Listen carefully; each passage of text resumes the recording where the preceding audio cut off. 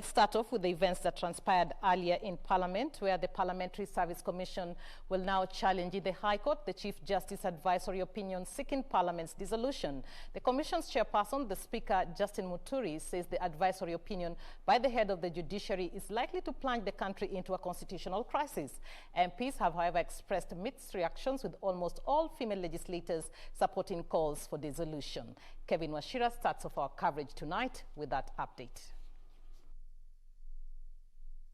As the President ponders on the advisory opinion by Chief Justice David Maraga seeking dissolution of Parliament for failing to enact the 2/3 gender law, Parliamentary Service Commission has dispatched its counsel to challenge the Chief Justice action in the High Court.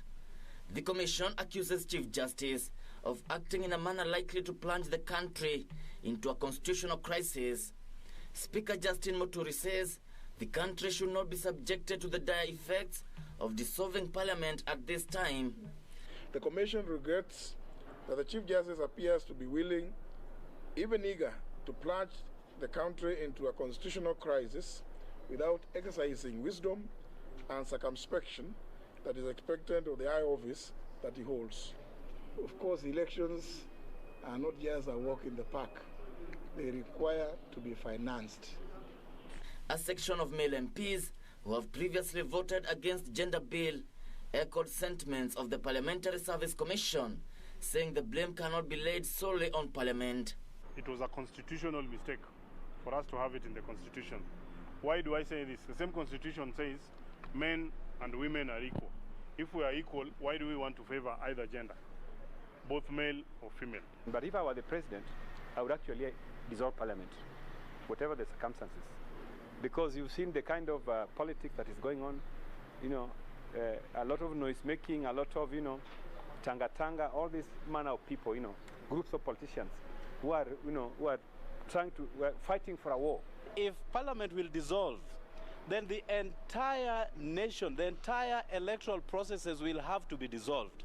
That therefore means that the President will have to go home, the governors will have to go home, the senators, the members of the county assemblies, all will have to go home. And the question that will therefore come into fore, as much as members of Parliament do not have a time limit when they can dispense their duties within the Assembly or within the Republic of Kenya, what then happens to President Uhuru Kenyatta? Does he therefore have the legal mandate to run for a third term? What about the governors who have served their 2 terms?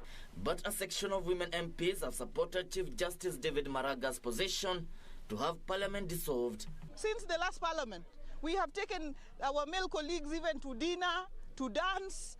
We have jumped, we have screamed, we have cajoled, we have bembelezed. Nothing has brought us results. If dissolving Parliament is going to bring us the result, then so be it. The move also generated public debate among a cross-section of Kenyans. Na hatujui kwamba ukienda kwa uchaguzi baada ya siku chache Wakenya watachagua vipi. Hawezi lazimisha Wakenya vile watavyopiga kura. The ball is now with the President, whom the Constitution does not give timelines as to when he shall dissolve Parliament after the advisory of Chief Justice.